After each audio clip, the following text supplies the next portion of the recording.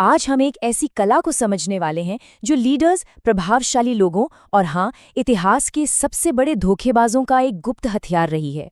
और वो है अटूट, पक्के आत्मविश्वास का प्रदर्शन। हम ये जानेंगे कि ये जो दृढ़ विश्वास है, ये सिर्फ अंदर से आने वाली कोई फीलिंग नहीं है, बल्कि एक ऐसा प्रदर्शन है जिसे खास तौर पर प्रभाव डालने और दुनिया को अपने हिसाब से ढालने के लिए डिज़ाइन किया जाता है। चलिए, इसकी शुरुआत करते हैं मैकियावेली के इस जबरदस्त आइडिया से, जो आज की हमारी पूरी बातचीत की नींव है। मैकियावेली का कहना था कि लोग असलियत से ज्यादा उस चीज पर यकीन करते हैं जो उन्हें दिखाई देती है, मतलब सतह, प्रदर्शन और छवि। ये अक्सर गहराई और सच्चाई पर भारी पड़ जाती हैं। और यही सिद्धांत कि जो दिखता है वही बिकता है, आत्मविश्वास के प्रदर्शन का बिल्कुल सटीक आधार है।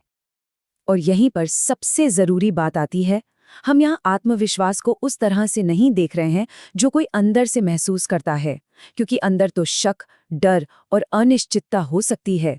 हम इसे एक हथियार की तरह देख रहे हैं, एक ऐसा कवच जिसे दुनिया के सामने पहना जाता है ताकि एक खास तरह का असर पैदा किया जा सके, दूसरों के फैसलों पर असर डाला जा सके और शक को पनपने से पहले ही खत्म कर दिया जाए।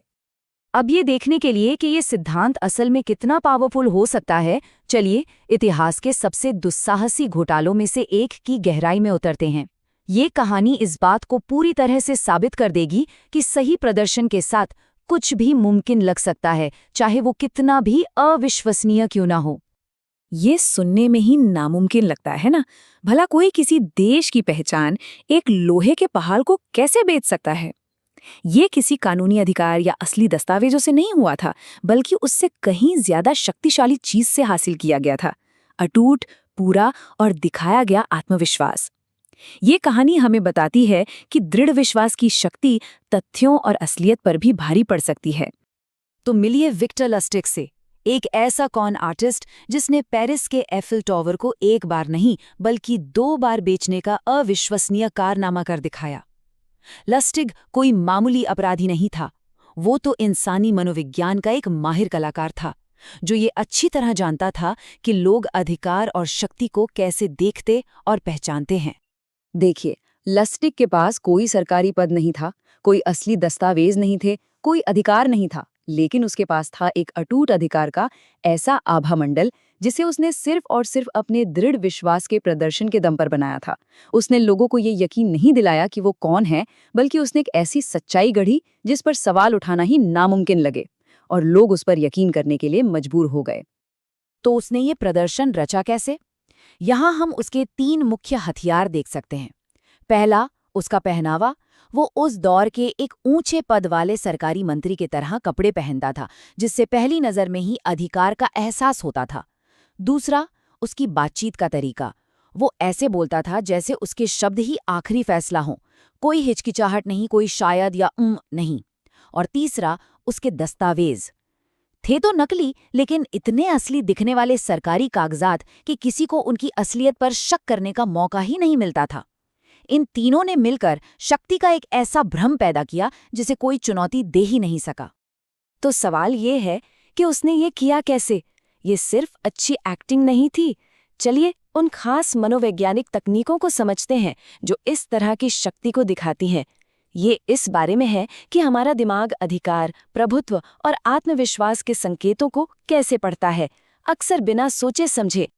सबसे पहले बात करते हैं अधिकार की आवाज की, जिसे हम जज का लहजा कह सकते हैं। जरा सोचिए, एक जज अदालत में कैसे बोलता है, धीमा, साफ और अंतिम। उनकी आवाज में कोई सवाल नहीं होता, सिर्फ फैसला होता है। उनकी आवाज में कोई शक नहीं होता, और यही लहजा अधिकार और नियंत्रण का सबसे बड़ा संकेत देता है। ये पूरा प्रदर्शन 3 आसान बदलावों पर टिका है जो किसी के बारे में बनी धारणा को पूरी तरह से बदल सकते हैं। पहला कदम, धीरे बोलना। ये सोचने का समय और नियंत्रण का संकेत देता है। जो हड़बड़ी में बोलता है वो घबराया हुआ लगता है। दूसरा, और शायद जैसे शब्दों को हटाना। ये शब्द अनिश्चितता दिखाते हैं। इन्हें हटाते ही आपके शब्दों का वजन और आपकी विश्वसनीयता तुरंत बढ़ जाती है। और तीसरा, सीधे बयान देना। सवाल पूछने के बजाय जवाब देना। ये दिखाता है कि आप नेतृत्व कर रहे हैं, किसी के पीछे नहीं चल रहे। आवाज के अलावा हमारी बॉडी लैंग्वेज भी बहुत मजबूत सिग्नल भेजती है। यहाँ कमजोरी और शक्ति के बीच का फर्क साफ है। शिकार, जैसे कि एक डरा हुआ जानवर, तेजी से और झटके से चलता है, वहीं शिकारी शांत और धीमा होता है, अपनी ऊर्जा बचाता है। बेचैनी और बार बार खुद को छूना घबराहट और असुरक्षा का संकेत है, जबकि ज्यादा जगह घेरना यानी आराम से फैलकर बैठना प्रभुत्व दिखाता है। और हाँ, याद रखिए, चुप्पी का सही इस्तेमाल कमजोरी नहीं बल्कि गहरे नियंत्रण का प्रतीक है। ये दूसरों को असहज करता है और उन्हें बोलने पर मजबूर कर देता है। चलिए अब देखते हैं कि ये सब आज की दुनिया में, जैसे कि मीटिंग्स, इंटरव्यू या बातचीत में, प्रैक्टिकल रणनीतियों में कैसे बदलता है। ये सिद्धांत सिर्फ इतिहास के धोखेबाजों के लिए नहीं थे, ये आज भी उतने ही काम के हैं और रोज इस्तेमाल होते हैं। ये टेबल हमें दबाव में दृढ़ विश्वास दिखाने का एक सीधा रास्ता दिखाती है। मान लीजिए किसी मीटिंग में आपसे एक ऐसा सवाल पूछा जाता है जिसका जवाब आपको नहीं पता। माफ कीजिए, मुझे नहीं पता कहने की बजाय जो कमजोरी दिखाता है, मैं इस पर गौर करूंगा, कहना नियंत्रण और जिम्मेदारी को दिखाता है। इसका मतलब है ये मेरे अधिकार क्षेत्र में है और मैं इसे संभाल लूंगा। इसी तरह जब कोई आपकी बात को चुनौती दे, तो लंबा चौड़ा बचाव करने या बहस करने के बजाय बस अपनी बात को एक छोटे तथ्यात्मक बयान के तौर पर दोहरा दीजिए। ये दिखाता है कि आप अपनी बात पर पूरी तरह से कायम हैं और आपको किसी की मंजूरी की जरूरत नहीं है। तो सबसे जरूरी बात यह है, बहुत ज्यादा समझाना अपराध बोध और अनिश्चितता का संकेत देता है। ये ऐसा है जैसे आप अपनी बात को सही साबित करने के लिए दूसरों से मंजूरी मांग रहे हो, जबकि सीधे बयान नियंत्रण और शक्ति का प्रदर्शन करते हैं। वो कहते हैं ये तथ्य है, इसे स्वीकार करें। लस्टिक ने कभी नहीं समझाया कि टावर क्यों बिक रहा है, उसने बस ये बताया कि ये सरकार का फैसला है। और ये हमें एक आखिरी सवाल पर लाकर छोड़ देता है। अगर आत्मविश्वास जैसी बुनियादी चीज का प्रदर्शन किया जा सकता है, तो हमारी प्रोफेशनल लाइफ के और कौन-कौन से हिस्से भी एक मंच की तरह हैं। शायद अधिकार, विशेषज्ञता और यहाँ तक कि लोगों का आपको पसंद करना भी उतना ही प्रदर्शन पर आधारित है जितनी कि अंदर की असलियत पर। ये एक ऐसा विचार है जिस पर सोचना बनता है।